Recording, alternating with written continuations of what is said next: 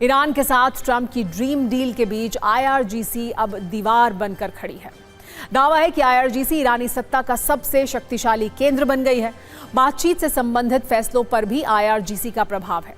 युद्ध के दौरान इजरायल और अमेरिका की जो रिपोर्ट थी, आखिर वो सच साबित हो रही है।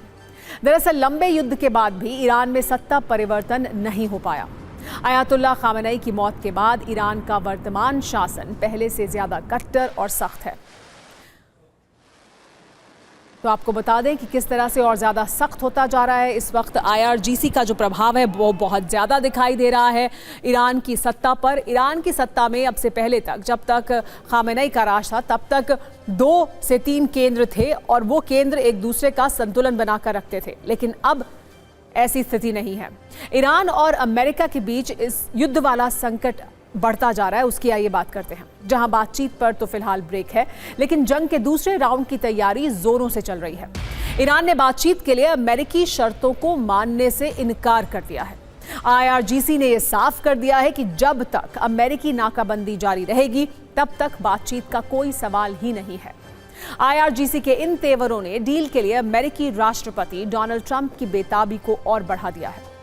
इसलिए आज इस कूटनीतिक पिक्चर को बेताब कहा जा सकता है, जिसमें डोनाल्ड ट्रंप और ईरानी सुप्रीम लीडर मुश्तबा खामेनी मुख्य भूमिका में हैं।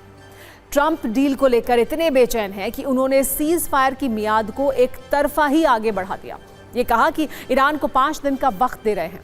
ईरान ने जैसे ही पाकिस्तान के जरिए अमेरिका को वार्ता में शामिल न होने की सूचना भेजी, ट्रंप ने सीज फायर आगे बढ़ा दिया। आशंका तो ये थी कि ईरान की वार्ता से इनकार करते ही ट्रंप हमले का आदेश दे देंगे, लेकिन ट्रंप ने 5 दिन की मोहलत दी है।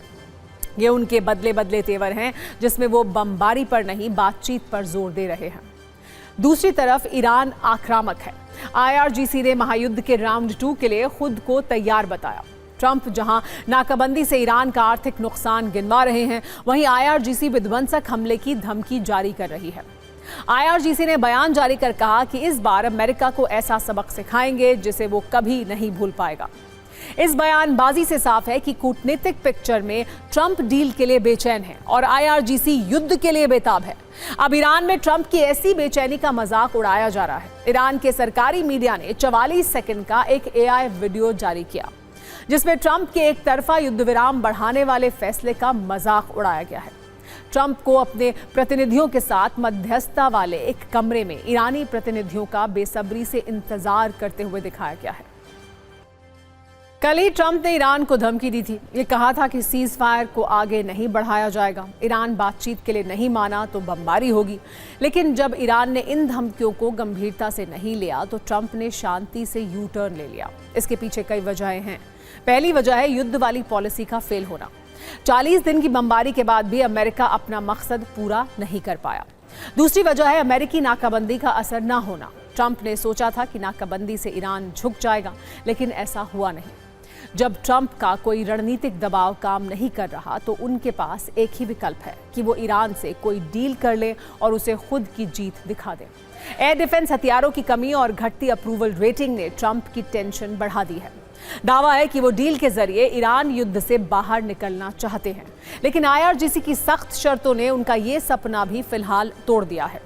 आईआरजीसी की पहली शर्त है कि अमेरिकी नाकाबंदी खत्म की जाए। ईरान इस नाकाबंदी को सीज फायर का उल्लंघन मान रहा है। इसके अलावा ईरान राष्ट्रपति ट्रंप की बार-बार हमले की धमकी से भी भड़का हुआ है। ईरान का यह भी कहना है कि हॉर्मुज स्ट्रेट पर ईरानी नियंत्रण स्वीकार कर लिया जाए। ईरान चाहता है कि बातचीत से पहले उसका वो जहाज लौटा दिया जाए जिसे अमेरिका ने कब्जा किया है। ईरान के साथ ट्रंप की ड्रीम डील के बीच आईआरजीसी दीवार बनकर खड़ी है। दावा है कि आईआरजीसी ईरानी सत्ता का सबसे शक्तिशाली केंद्र बन गई है। बातचीत से संबंधित फैसलों पर भी आईआरजीसी का ही प्रभाव है। युद्ध के दौरान इजरायल और अमेरिका की जो रिपोर्ट थी, आखिर वो सच साबित हो रही है। दरअसल लंबे युद्ध के बाद भी ईरान में सत्ता परिवर्तन नहीं हो पाया। अयातुल्लाह खामेनी की मौत के बाद ईरान का वर्तमान शासन पहले से ज्यादा कट्टर और सख्त है। अब आईआरजीसी में अमेरिका को लेकर पहले से ज्यादा नफरत है। इसलिए आईआरजीसी को बातचीत से ज्यादा भरोसा अपनी ताकत दिखाने पर है। यही वजह है कि ईरान का शासन अमेरिका को सीधी चुनौती दे रहा है। चुनौती भी इस लहजे में दी जा रही है जिससे सुपर पावर वाली ग्लोबल साख को नुकसान पहुंचे। ईरान की सत्ता पर अब IRGC का फुल कंट्रोल है। सुप्रीम लीडर खामेनेई तक लोगों की पहुंच सीमित कर दी गई है। इसलिए अब बातचीत से ज्यादा बारूद की बात हो रही है। तो एक तरफ ट्रंप के दिमाग में डील और सीज फायर जैसे शब्द गूंज रहे हैं, लेकिन पुख्ता खबरों के आधार पर यह दावा किया जा रहा है कि ट्रंप इससे कहीं ज्यादा आगे की सोच रहे थे। दावा इतना बड़ा और इतना खतरनाक है कि अगर ये सच हो जाता तो शायद दुनिया आज एक अलग ही मोड़ पर खड़ी होती। दावा किया जा रहा है कि ट्रंप ईरान पर न्यूक्लियर हमला करने वाले थे। ये बयान पूर्व CIA विश्लेषक लैरी जॉनसन ने दिया है। उन्होंने एक पॉडकास्ट में दावा किया है कि युद्ध के दौरान व्हाइट हाउस में एक हाई लेवल इमरजेंसी मीटिंग हुई। इस बैठक में ट्रंप के साथ कई सैन्य ऑफिसर मौजूद थे। बैठक के दौरान ट्रंप इतने गुस्से में थे कि उन्होंने ईरान पर परमाणु बम दागने की बात कही। ट्रंप ने एटमी कोड्स इस्तेमाल करने की कोशिश की थी। इस इमरजेंसी मीटिंग में जनरल डैन केन भी मौजूद थे। न्यूक्लियर हमले की बात सुनते ही जनरल डैन केन ने ट्रंप को कोड्स इस्तेमाल करने से रोका, जिसके बाद ट्रंप और डैन केन में विवाद बढ़ गया और ट्रंप को सिचुएशन रूम से बाहर भेज दिया गया। हालांकि व्हाइट हाउस की तरफ से इस दावे की पुष्टि नहीं की गई है। सत्ता में आगे बढ़ते हैं। ट्रंप के संकट नंबर 2 की बात करते हैं। यह हॉर्मूज स्ट्रेट वाली मुसीबत है, जहां पूरी शक्ति लगाने के बावजूद अमेरिका फंस चुका है, जहां नाकाबंदी के बावजूद ईरान ने ट्रंप की बोलती बंद कर दी है। सवाल यही है कि ईरान के इस तेवर के पीछे की कहानी क्या है। कुल मिलाकर कहें कि हॉर्मूज पर ईरान फायर मोड में है। समंदर से युद्ध वाले रुझान आ रहे हैं, जिसमें धमकियां हैं, शांति वार्ता की जगह बम वर्षा है, हमले हैं। अमेरिका और ईरान के बीच बढ़ते तनाव की पूरी कहानी है, जिसमें दूर दूर तक स्थायी युद्ध विराम का कोई स्थान नजर नहीं आ रहा है। ईरान के तेवर को आप आज की खबर से समझ सकते हैं। कैसे ईरान की सत्ता का नया बॉस IRGC हॉर्मूज को फुल कंट्रोल में ले चुका है, ट्रंप को लगातार चुनौती दे रहा है। ईरान ने हॉर्मूज स्ट्रेट में एक और जहाज पर हमला किया है। पिछले 24 घंटे में 5 जहाजों पर हमले किए गए हैं। बताया जा रहा है कि IRGC ने ऑयल टैंकर पर अटैक किया है। ब्रिटिश एजेंसी ने इस हमले का दावा किया है। हालांकि ये जहाज किसका था, इसकी आधिकारिक जानकारी अभी तक नहीं मिल पाई है। ईरान के हमले में जहाज को भारी नुकसान हुआ है, ये जानकारी सामने आई है। अगर आप हॉर्मूज के माहौल को देखेंगे तो ये जानेंगे कि वहां कितना तनाव है। अमेरिका की नाकाबंदी जारी है। ईरान ने अमेरिका के जहाजों के लिए ताला लगा दिया है। इस बीच सोशल मीडिया पर यह विचार वायरल हो रहा है कि क्या ब्रेन स्ट्रोक की तरह ट्रंप को हॉर्मूज स्ट्रोक आया है, क्योंकि जो ट्रंप हर वक्त हॉर्मूज पर बहकी बहकी बातें करते थे, कहीं युद्ध की बात तो कभी सभ्यता को मिटा देने की बात, कभी डील नहीं करने की बात, कभी ईरान को बर्बाद करने की चेतावनी, अब खुद ब खुद सीज फायर बढ़ाने का फैसला ले चुके हैं, जबकि ईरान युद्ध वाले मोड में बरकरार है। अब आपको बताते हैं कि जब से ईरान और अमेरिका के बीच जंग शुरू हुई है, तब से अब तक हॉर्मूज से गुजरने वाले कितने जहाजों पर हमले हुए हैं, कैसे हॉर्मूज में युद्ध की चिंगारियां भड़क रही हैं। जंग के बाद से अब तक 279 जहाजों की आवाजाही हुई है। 22 जहाजों पर हमले हुए हैं। 14 UAE के और ओमान इलाके में हमले हुए। सीज फायर के बाद 45 जहाजों की आवाजाही हुई है। अमेरिकी दावा है कि उसने टुस्का जहाज को जब्त किया है। 25 से ज्यादा जहाजों को नाकाबंदी से रोका गया है। 18-19 अप्रैल को 2 भारतीय जहाजों पर फायरिंग हुई है। IRGC ने जहाजों पर फायरिंग की, जिसके बाद जहाजों को वापस लौटना पड़ा। भारत ने ईरान से नाराजगी जताई। 20 अप्रैल को 14 जहाजों का काफिला रोका गया। कुछ पर वार्निंग फायरिंग की गई। कई जहाजों ने अपने रूट बदले। सत्ता में आइए अब आगे बढ़ते हैं। पाकिस्तान के नए दर्द के साथ अमेरिका और ईरान में शांति वार्ता का कॉन्ट्रैक्ट लेने वाला पाकिस्तान परेशान है, क्योंकि ईरान को ना तो पाकिस्तान पर भरोसा है और ना ही अपना प्रतिनिधिमंडल पाकिस्तान भेजने के लिए ईरान तैयार है। आज की तारीख में पाकिस्तान के पूर्व पत्रकार, पाकिस्तान की आवाम, पाकिस्तान के कई नेता वहां की सत्ता को कोस रहे हैं। 18 अप्रैल से पाकिस्तान ईरानी डेलीगेशन के स्वागत की तैयारी कर रहा था।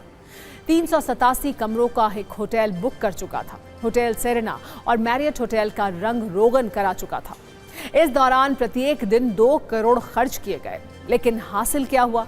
शांति वार्ता पर सिर्फ और सिर्फ सस्पेंस बना रहा। कैसे पाकिस्तान के लोग पाकिस्तान की सत्ता की खिल्ली उड़ा रहे हैं, आप सिर्फ 7 पॉइंट में जानिए। यह कहा जा रहा है कि अमेरिका की एडवांस टीम इस्लामाबाद में है। शांति वार्ता के चक्कर में पाकिस्तान सैंडविच बनकर रह गया है। पाकिस्तान एक ऐसा देश है जो काम पूरा होने से पहले ही पार्टी शुरू कर देता है। शांति वार्ता में घनघोर बेइज्जती हुई है। पाकिस्तान ने शांति वार्ता के नाम पर इतनी बड़ी चाय की कूटनीतिक केतली चढ़ाकर रख दी, स्कूल कॉलेज बंद कर दिए, लॉकडाउन लगाया, हासिल कुछ नहीं हुआ। ईरान के भाइयों ने सब कुछ गड़बड़ कर दिया। पश्चिम एशिया के युद्ध और सीज फायर वाले कंफ्यूजन से निकलकर अब चुनावी युद्ध की खबरों में प्रवेश करते हैं, जहां पश्चिम बंगाल में पहले चरण की वोटिंग से सिर्फ 12 घंटे पहले सुरक्षा इंतजामों पर क्लेश शुरू हो गया है। कल पश्चिम बंगाल के 152 विधानसभा क्षेत्रों में वोटिंग है और इस वोटिंग के दौरान किसी तरह की सुरक्षा वाली समस्या न हो, इसके लिए सीआरपीएफ ने टैंक नुमा अपने बैलिस्टिक और बुलेट प्रूफ बख्तरबंद सैनिक वाहन सड़क पर उतार दिए हैं। ऐसे बख्तरबंद सैनिक वाहन सामान्य तौर पर आतंकवादी निरोधी ऑपरेशन में देखे जाते हैं। कश्मीर में ऐसे वाहन देखे जाते रहे हैं, लेकिन बंगाल में चुनाव शांतिपूर्ण हो जाए, इसके लिए सरकार ने यहां बख्तरबंद सैनिक वाहन उतारे हैं। चुनाव में टैंक जैसी गाड़ियां कम ही दिखती हैं, लेकिन बंगाल में हालात ही ऐसे हैं। बताया जा रहा है कि आर्मर्ड पर्सनल कैरियर तक उतारने पड़े हैं। दरअसल बंगाल में चुनाव शांति से निपट जाए, इसके लिए पहले चरण में 152 सीटों के लिए 2407 कंपनियां तैनात की गई हैं।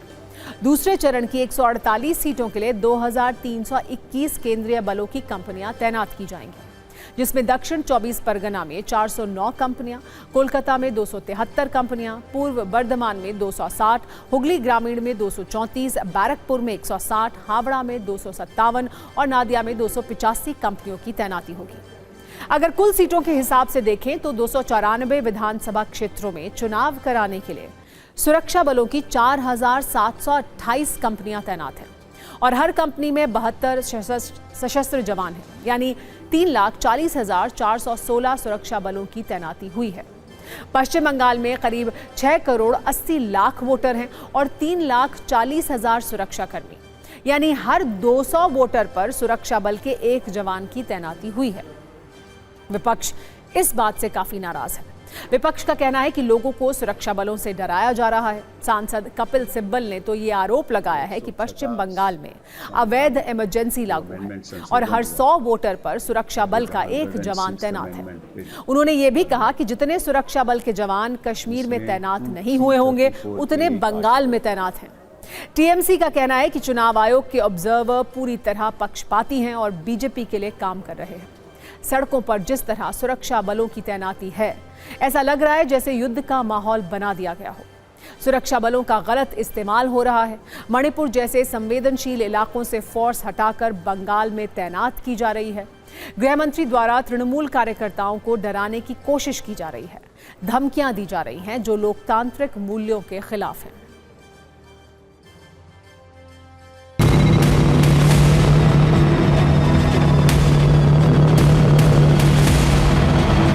इस वक्त मैं हूं मुर्शिदाबाद के बहरमपुर में और एक बूथ में आए हैं जिनका नाम है चुआपुर प्राथमिक विद्यालय। आप देख सकते हैं कि सेंट्रल फोर्स जो है यहाँ पे पहुंच चुकी है और वो यहाँ पे जो रखवाली है वो कर रहे हैं। यहाँ पे पिछली बार 2021 में सिर्फ 800 कंपनी सेंट्रल फोर्स आए थे पश्चिम बंगाल में, वहाँ इस बार 2700 कंपनी से ज़्यादा सेंट्रल फोर्स पश्चिम बंगाल में बुलाए गए हैं। CISF, Indo Tibetan border police, BSF सब मिला के करीब 2700 कंपनी इस बार जो सेंट्रल फोर्स से पहुंचे हैं। ये आप देख सकते हैं बूथ के बाहर जो गेट्स है उसमें कैमरा लगाया गया है, इसके अंदर जो बूथ है उसके अंदर कैमरा है और इनको यहाँ पे ये कहा गया है कि बूथ के अंदर ना तो सेंट्रल फोर्स जाएंगे ना तो कोई जाएगा तो सिर्फ मतदान करने वाले वोटर्स जाएंगे और जो प्रिसाइडिंग ऑफिसर्स होंगे वो जाएंगे। 100 मीटर के अंदर कोई भी आदमी अपना कोई भी चुनाव चिन्ह वगैरह या किसी प्रकार का हथियार वेपन वगैरह किसी के डर के अधीन कोई वोट ना डाला जाए, तो वो उसको 100 मीटर से बाहर ही अपना जो भी है उधर ही रहेगा, इधर अंदर नहीं आने दिया जाएगा। और यहाँ पे आपको ये भी दिखा देते हैं कि ये जो जगह है इसको कैसे सर्विलेंस के रखा गया है। आप यहाँ पे देखिए यू आर लिखा हुआ है, यहाँ पे स्टिकर लगा हुआ है, ये बूथ होने वाली है, you are under web camera surveillance. तो ये जो व्यवस्थापना यहाँ पे रखा गया है इसका सिर्फ और सिर्फ ये कारण है ताकि कोई अगर समस्या हो चुनाव के समय में वो कैमरा में आ जाए। पश्चिम बंगाल में चुनावी हिंसा का इतिहास रहा है। इसलिए सुरक्षा बलों ने ऐसे बख्तरबंद गाड़ियां उतार दी हैं। 2016 के चुनाव में बूथ लूटने और लोकल स्तर पर हिंसा की खबरें सामने आई थी, जिसमें 5 से 7 लोगों के मारे जाने की खबर थी, जबकि 2021 में चुनाव के दौरान 15 से 20 लोगों की मौत हुई थी और पोस्ट पोल यानी चुनाव के बाद नतीजे आने के बाद हुई हिंसा में 40 से 50 लोग मारे गए थे। जिसके बाद इस बार चुनाव आयोग ने कहा है कि चुनाव के बाद भी सुरक्षा बलों की 500 कंपनी अगले 6 महीने तक पश्चिम बंगाल में रहेंगी। सुरक्षा वाले कलेश से आगे निकलते हैं और मछली वाले सियासी कांटे की बात करते हैं, जो बीजेपी सांसद अनुराग ठाकुर के मछली खाने के बाद चर्चा में है। दरअसल कोलकाता में चुनाव प्रचार के दौरान बीजेपी सांसद अनुराग ठाकुर मछली खाते हुए नजर आए, जिस पर राजनीतिक विवाद शुरू हो गया है। इस वीडियो में किसी ने अनुराग ठाकुर से पूछा कि आपकी फेवरेट मछली कौन सी है। इस पर अनुराग ठाकुर ने कहा कि जो मिल जाए, फ्रेश वाटर मछली। आगे अनुराग ठाकुर मछली को बहुत स्वादिष्ट भी बता रहे हैं। एक बार वो वीडियो देखिए, फिर आपको ये बताएंगे कि इस पर विवाद कैसे बढ़ गया है। भ्रष्टाचार के माध्यम से बंगाल को जो खोखला कर दिया, हम लोगों के खाने के प्रेसिडेंट खड़ा करते हैं। पहले इन्होंने लोगों का खाना छीना, नौकरी छीनी, पलायन करवाया, अब भ्रम फैला रहे हैं। आपकी फेवरेट मछली कौन सी है? जो मिल जाए, fresh water fish. Anurag ji, Bengal का मच्छी कैसे है?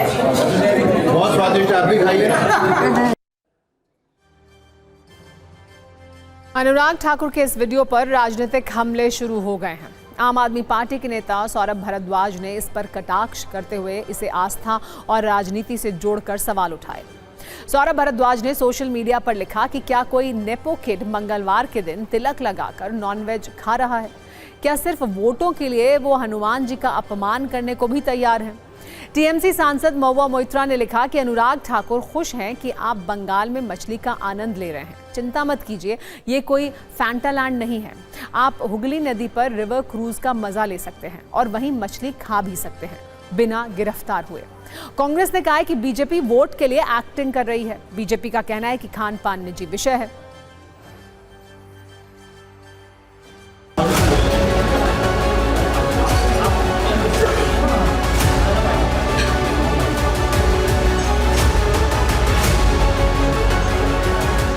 भाजपा की 16 राज्यों में सरकारें, एनडीए की 20 राज्यों में सरकारें, एक जगह भी कोई प्रतिबंध नहीं है किसी के बोलने पर, खाने पर, पूजा पर, कोई प्रतिबंध नहीं है। लेकिन ममता बनर्जी जी के पास 15 साल की कोई उपलब्धि नहीं, इसलिए भय, भ्रम, अफवाहें फैलाने का काम कर रहे हैं। बीजेपी के लोग तो एक्टिंग बहुत अच्छी जानते हैं। वो जहाँ जाते हैं वो वहीं की तरह से करते हैं, फिर उन्हें कुछ नहीं याद रहता। नॉर्थ ईस्ट के अंदर गौ माता नहीं रहती, गोवा में गौ माता नहीं रहती। इनकी सरकारें स्लॉटरिंग की खुलेआम परमिशन है, ये तो अपने हिसाब से चलते हैं। जहाँ वो घुसपैठ रोक नहीं पाई, भ्रष्टाचार रोक नहीं पाई, रोजगार दे नहीं पाई, महिलाओं को सुरक्षित नहीं कर पाई और अब झूठ और भ्रम फैला रही है। ममता बनर्जी 4 मई आएगी, तृणमूल कांग्रेस जाएगी। 4 मई को जब आएगी वहाँ पर तो बीजेपी उतनी भी नहीं रहेगी जितनी थी।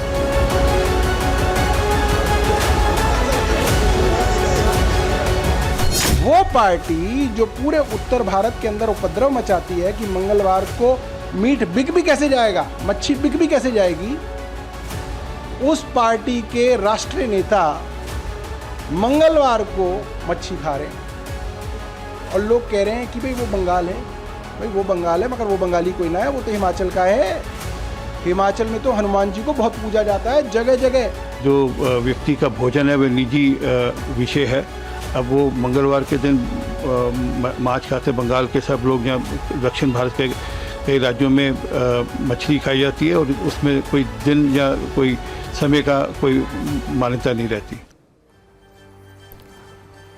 सत्ता में अब बात करते हैं दिल्ली की भीषण गर्मी की, जिसका लगातार विस्तार हो रहा है। हर नए दिन तापमान का नया रिकॉर्ड बन रहा है। मौसम विभाग ने दिल्ली में हीट वेव का अलर्ट जारी किया है। दिल्ली के स्कूलों के लिए विशेष दिशा निर्देश जारी किए गए हैं ताकि छात्रों को हीट वेव से बचाया जा सके। सबसे ज्यादा चर्चा हो रही है वाटर वेल वाले निर्देश की। चुभती जलती भीषण गर्मी के बीच दिल्ली में स्कूलों में पानी वाली घंटी ट्रेंड हो रही है। सत्ता के बहुत सारे न्यूज़ मित्र होंगे जिनके बच्चे दिल्ली के स्कूलों में पढ़ते होंगे, उनके लिए ये विशेष खबर है, विशेष निर्देश है। आपको बताते हैं कि पूरी कहानी क्या है। दिल्ली के स्कूलों को वाटर बेल वाले निर्देश क्या हैं। दिल्ली के सभी स्कूलों में पानी पीने के लिए वाटर बेल बजेगी। हर 45 से 60 मिनट पर घंटी बजाई जाएगी। बच्चों को पानी पीने की याद दिलाई जाएगी। बढ़ती गर्मी को देखते हुए फैसला लिया गया है। शिक्षा निदेशालय ने सर्कुलर जारी किया है। आईएमडी की ओर से हीट वेव की चेतावनी के बाद ये निर्देश दिए गए हैं। शिक्षा निदेशालय ने हर स्कूल में एक नोडल टीचर नियुक्त करने के लिए निर्देश दिए, जो वाटर बेल सिस्टम और हीट वेव को लेकर अवेयरनेस कैंपेन की निगरानी करेगा। दिल्ली की मुख्यमंत्री रेखा गुप्ता ने इस फैसले पर क्या कहा, आप भी सुनिए। हमने दिल्ली के स्कूलों के लिए हीट वेव प्लान के तहत गाइडलाइन जारी की है, जिसमें बच्चों को बहुत ध्यान रखते हुए हर स्कूल में पीने का ठंडा पानी उपलब्ध हो। हर स्कूल में हर घंटे एक अलार्म बजाया जाएगा, जिससे हर बच्चे को पानी दिया जाए, वो पानी पी सके, उसमें डिहाइड्रेशन ना हो। एक बड़ी सिस्टम यानी एक के साथ एक बच्चे को जोड़ करके ऐसा कंपनी बनाई गई है कि हर बच्चा एक दूसरे का ध्यान रखे और उसको गर्मी, डिहाइड्रेशन इसकी समस्या से वो ग्रसित ना हो। हर स्कूल में बच्चों का ध्यान रखने के लिए मेडिकल सेंटर होंगे जो उनका ध्यान रखेंगे। तो भीषण गर्मी की वजह से कई फैसले लिए गए हैं। बाहरी खेलकूद और अन्य आउटडोर गतिविधियों पर रोक लगाई गई है। मौसम विभाग की एडवाइजरी और हीट वेव अपडेट्स अभिभावकों को साझा किए जाएंगे। सभी स्कूलों को 2 मई 2026 तक अनुपालन रिपोर्ट यानी ATR जमा करनी होगी। पानी के लिए घंटी वाले निर्देश के बाद क्या हुआ है, देखिए।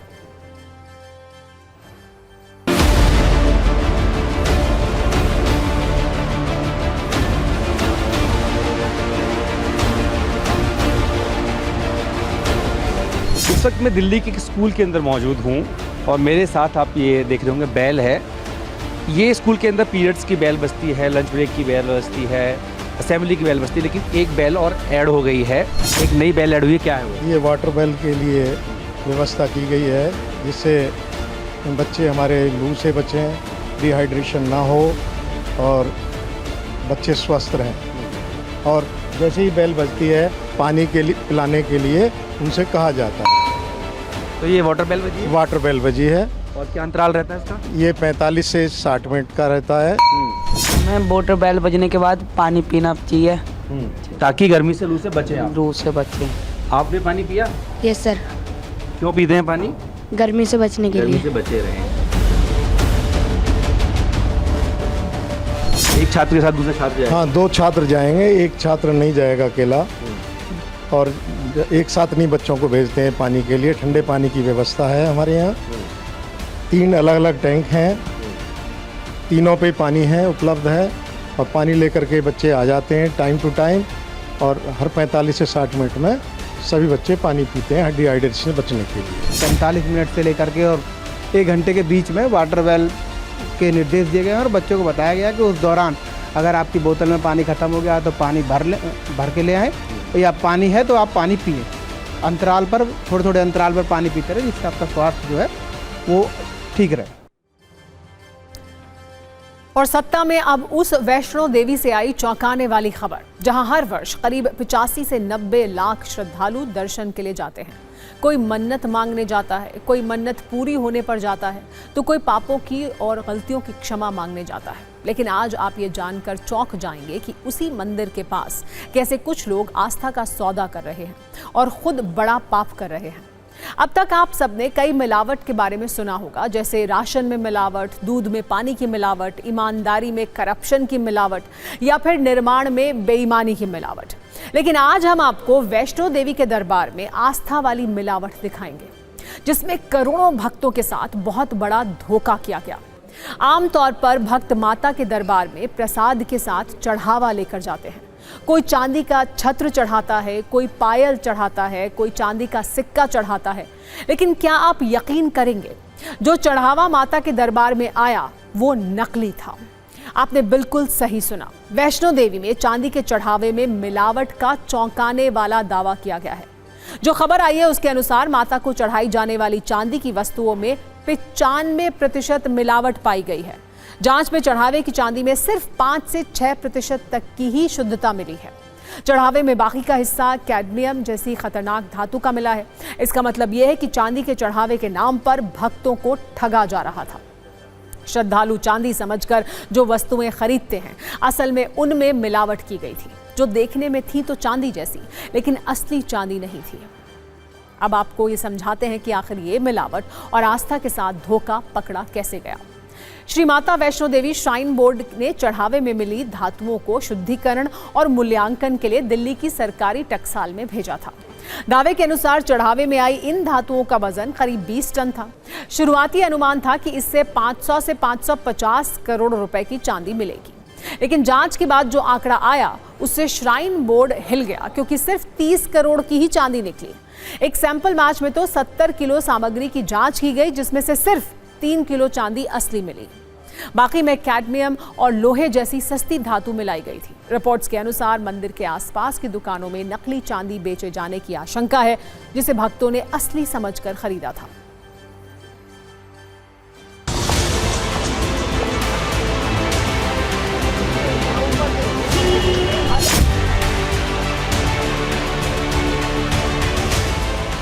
अगर ऐसा हो रहा है तो सरकार कम से कम ध्यान देना चाहिए, और जहाँ से जो खरीदारी हो रहा है उनके ऊपर भी नज़र रखना चाहिए, क्योंकि ये तो आस्था का ऊपर सवाल है। तो क्या हो जाएगा, तो अब जो हमारे जो श्रद्धालु लोग हैं वो आएंगे तो आस्था लेके आते हैं और भगवान को नाम पे चढ़ाते हैं। तो वहाँ पे अगर 2 नंबरी चलेगा तो मंदिर का ऊपर विश्वास आदमी टूट जाएगा।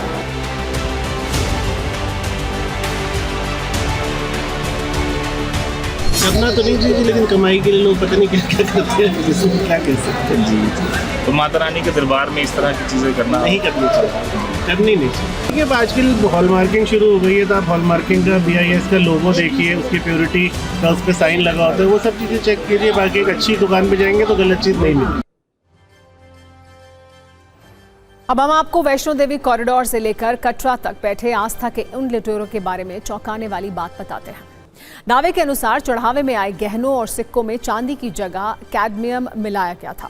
कैडमियम एक ऐसी जहरीली धातु होती है जो दिखने में बिल्कुल चांदी जैसी होती है, इसलिए वैष्णो देवी पहुंचे भक्त भी असली और नकली का फर्क नहीं कर पाए। जो कैडमियम चांदी के साथ मिलाई जा रही थी, उसे पिघलाने पर जहरीला धुआं निकलता है, जो पर्यावरण और इंसान दोनों के लिए हानिकारक है, क्योंकि इसके धुएं से कैंसर होने का खतरा रहता है। जहां असली चांदी करीब 2.50 लाख रुपए किलो मिलती है, वहीं कैडमियम महज 400 से 500 रुपए किलो में मिल जाता है, और उसी इस्तेमाल करके ठग भक्तों की आस्था में मिलावट कर रहे थे।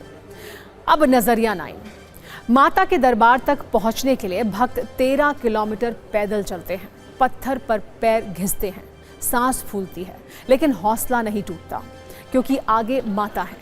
लेकिन सोचिए, वहां पहुंचकर वो जो चांदी चढ़ाते हैं उसमें 95% मिलावट है, यानी भक्त की श्रद्धा असली, सफर असली, आंसू असली, मन्नत असली, लेकिन वो चांदी नकली जो माता के चरणों में जा रही है। सोचिए, जिस दरबार में लोग पाप धोने जाते हैं, उसी के पास बैठकर कुछ लोग महापाप कर रहे हैं। जहां भरोसा सबसे ऊंचा होना चाहिए, वहीं भरोसे का सौदा हो रहा है। ये चोरी नहीं है, ये आस्था की डकैती है, भक्ति का अपमान है, और इसका जवाब सिर्फ एक ही हो सकता है। जांच हो, नकाब उतरे और सजा ऐसी हो कि कोई दोबारा ईश्वर के नाम पर भक्त को ठगने से पहले 100 बार सोचे।